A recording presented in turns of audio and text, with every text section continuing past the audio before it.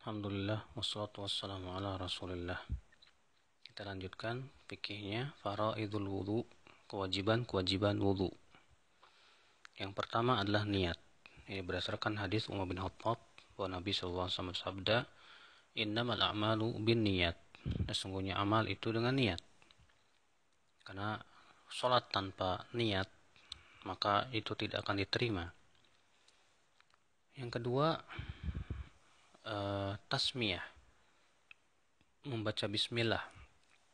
Atas pendapat sebagian ulama, namun jumhur ulama berpendapat bahwa bismillah itu hukumnya sunnah saja, karena tidak disebutkan dalam hadis-hadis para sahabat yang menyebutkan tentang tata cara wudhu Nabi seperti hadis Utsman, hadis Abdullah bin Zaid dan yang lainnya. Namun sebagian ulama mengatakan bahwa itu bukan hanya sunnah tapi juga rukun atau kewajiban wudhu. Berdasarkan hadis Abu Hurairah bahwa Nabi SAW bersabda, la salata liman la wudhu'a lah, wala wudhu'a liman lam yadhkur ismallahi ta'ala alaih. Tidak sah salat bagi mereka yang tidak berwudu, dan tidak sah wudu bagi mereka yang tidak menyebut nama Allah Subhanahu wa taala padanya. Dikeluarkan oleh Imam Ahmad, Abu Daud, Ibnu Majah dan disahihkan oleh Syekh Al-Albani rahimahullah. Al-Hafidz Al-Mundhiri berkata, "Waqad dhahaba Al-Hasan wa Ishaq bin Rahuyah."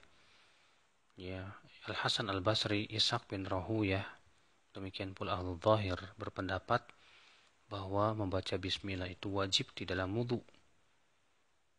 Sehingga kata beliau, apabila ia sengaja meninggalkannya, dia wajib mengulangi wudu, dan ini adalah riwayat daripada Imam Ahmad bin Hanbal. Dan ini juga yang dipilih oleh Siddiq Hasan Khan dan Imam Syaukani dalam kitab As-Sailul Jarrar. Dan juga ini pendapat Syekh Al-Albani rahimahullah. Karena Nabi di situ mengatakan tidak sah salat bagi mereka yang tidak berwudu. Kemudian dan tidak ada wudu, yaitu tidak sah wudu bagi mereka yang tidak membaca bismillah. Berarti ini menunjukkan bahwa bismillah hukumnya wajib. Kemudian kewajiban yang ketiga yaitu al-madmadah wal istinsyaq wal istinthar marra wahidah.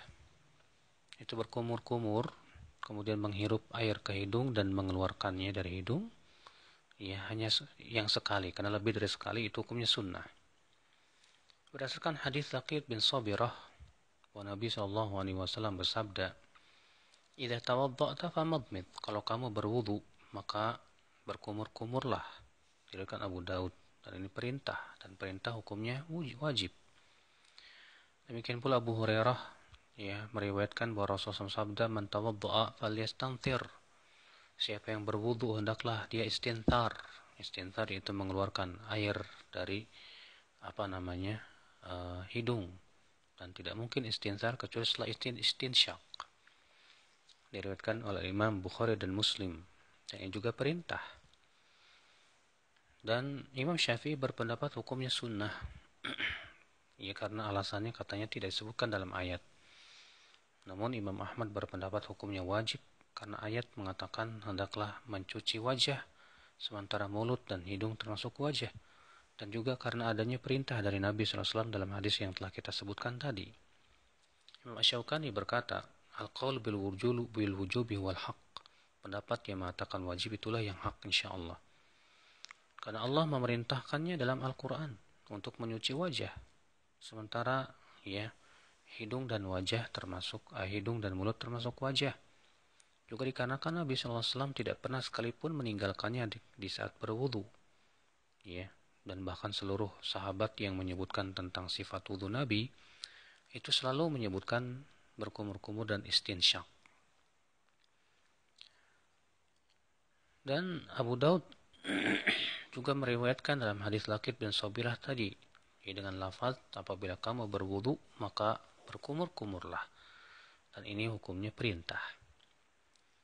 Kemudian kewajiban yang keempat yaitu waslul wajh, yaitu mencuci wajah walaupun sekali.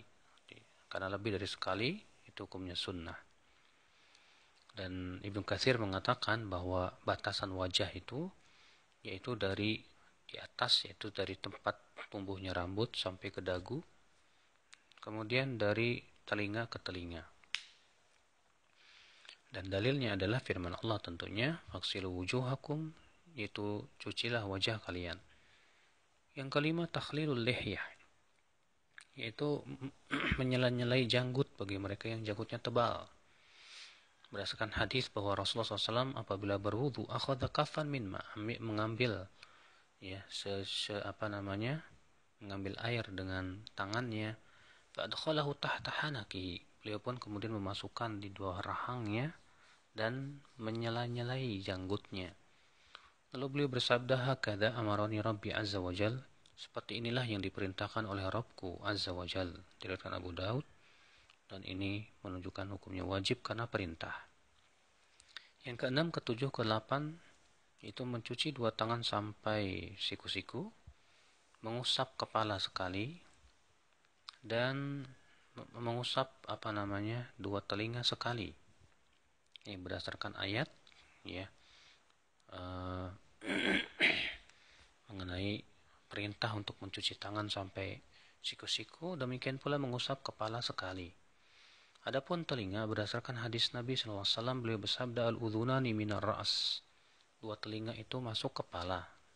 Ya, diriwayatkan, disahihkan Syekh Al-Albani rahimahullah, dan diriwayatkan dari banyak jalan, di mana Nabi mengatakan bahwa telinga itu termasuk kepala, berarti dia masuk kepala yang harus diusap. Yang kesembilan, ghuslu rijlaini ilal ka'bain marra wahidah, mencuci dua kaki sampai ke mata kaki sekali. Ini berdasarkan ayat ya, yaitu Allah berfirman, wa arjulakum ilal ka'bain, dan cucilah dua kaki kalian sampai yaitu ka'bain, mata kaki. Yang kesepuluh, takhlilu asabi al-yadain wa rijlain, itu menyela-nyelai jari jemari kaki dan tangan. Berdasarkan sabda Nabi SAW dari riwayat Tirmidzi, Ibnu Majah, Al-Hakim, dan Imam Ahmad, ya, idza tawadda'ta fakhallil asabi'a yadayka wa rijlaik, apabila kamu berwudu maka sela-selailah jari-jari tangan dan kakimu. Kemudian yang ke-11, kewajibannya adalah al-muwalah fil wudu, itu terus menerus. Artinya kita tidak boleh ya mencuci tangan dulu kemudian pergi, lalu setelah itu mencuci wajah, kemudian pergi lagi ke pasar. Yang jelas tidak mualah. Dan yang rajih, mualah itu hukumnya wajib. Syekhul Islam berkata, mualah dalam wudu itu ada 3 pendapat. Ada yang mengatakan wajib, dan yang pendapat Imam Ahmad, ya, dan qaul qadim dari Syafi'i. Ada yang mengatakan tidak wajib, dan pendapat Imam Abu Hanifah. Dan ada yang mengatakan wajib, ya, kecuali apabila ia tinggalkan karena uzur, seperti karena tidak ada ya tidak airnya kurang sehingga dia harus menyempurnakannya di tempat lain. Dan ini pendapat yang masyhur dari mazhab Imam Malik.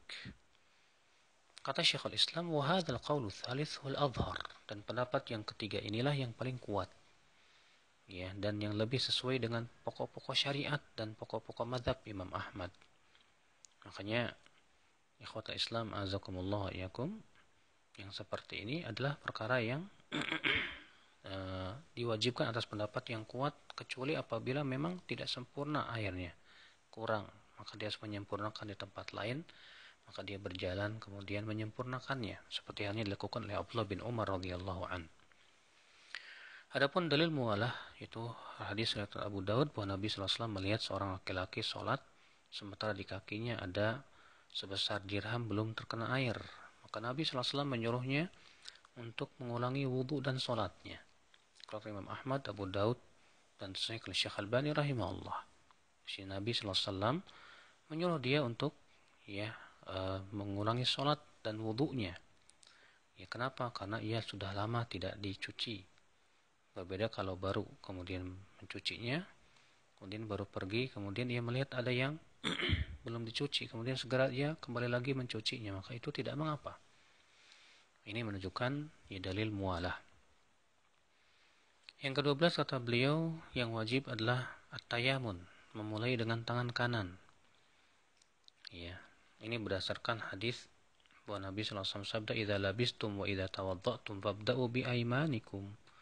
Apabila kalian berpakaian dan berwudu, mulailah dengan tangan-tangan kalian. Dari Imam Ahmad, Abu Daud. Ya, si Nabi mengatakan mulailah dengan tangan kanan kalian.